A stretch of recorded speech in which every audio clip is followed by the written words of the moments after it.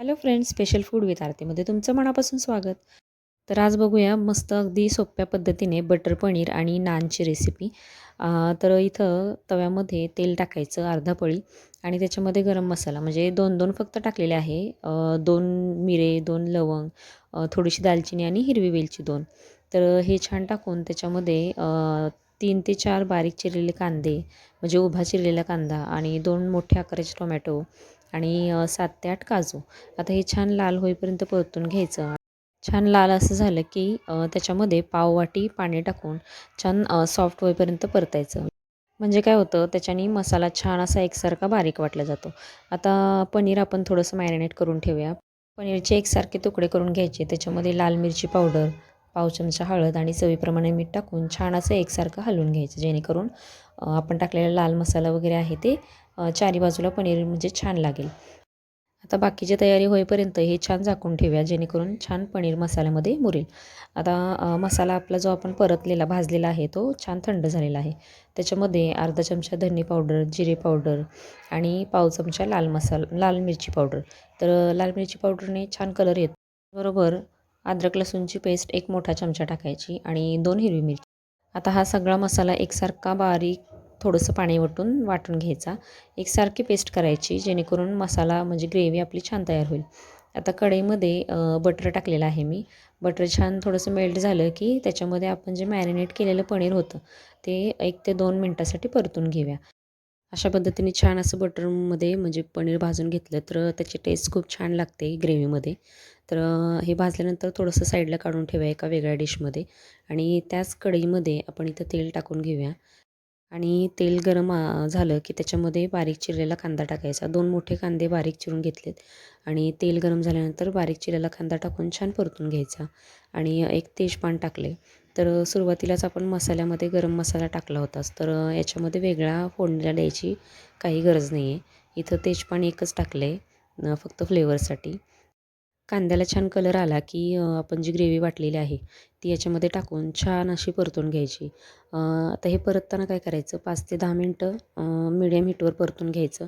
जेणेकरून त्याच्यामध्ये थोडंसं पाणी असल्यामुळे ते म्हणजे तडतड असं उडतं. तर त्याच्यावर झाकण ठेवून छान 5 ते 10 मिनटं ही ग्रेव्ही परतून घ्यायची. आता त्याच्यानंतर इथं लाल मसाला टाकलेला आहे. म्हणजे तिखट चटणी जी असते ती टाकलेली आहे. तिखटाचं प्रमाण पूर्णपणे तुमच्यावर डिपेंड आहे.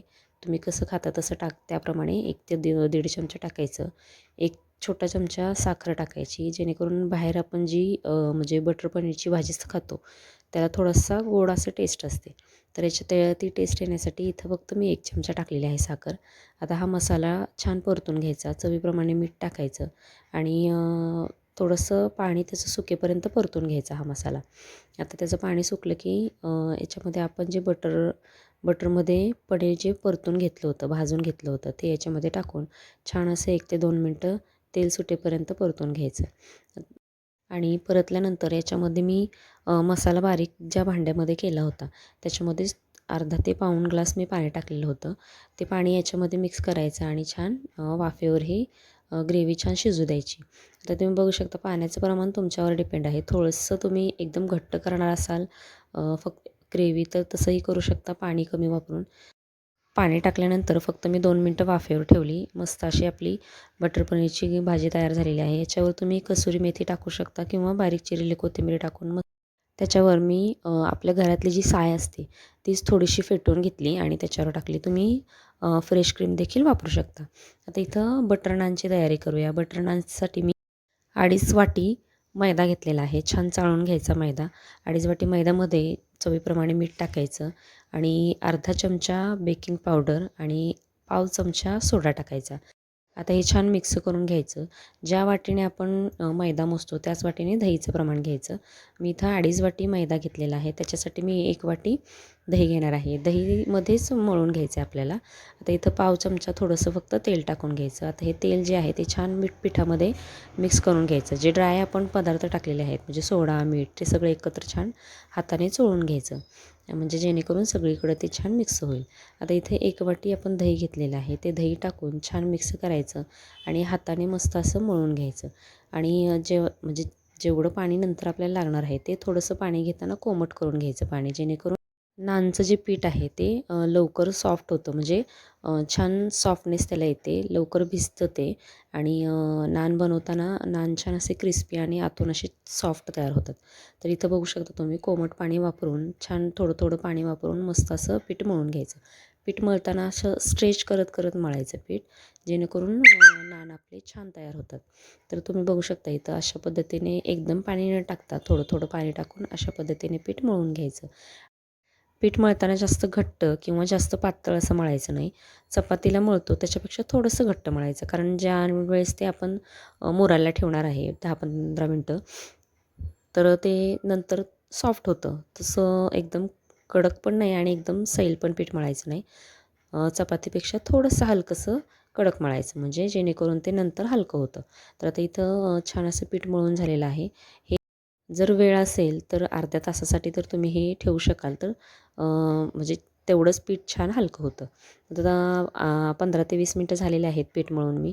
आता इथं तुम्ही बघू शकता एकसारखे गोळे करून ठेवले तरी चालतात किंवा लागेल तसे केलं तरी चालतात. एकसारखे गोळे करून ठेवायचे, जेणेकरून तुम्हाला पटपट नान तयार करता येतील. आता इथं म्हणजे चपातीसारखा गोळा करून घ्यायचा आतल्या बाजूला वळवून, आणि छान असे नान म्हणजे लांबट असे असतात, सो आपण पण तसेच करणार आहोत. तर चपातीपेक्षा थोडंसं जाड ठेवायचं.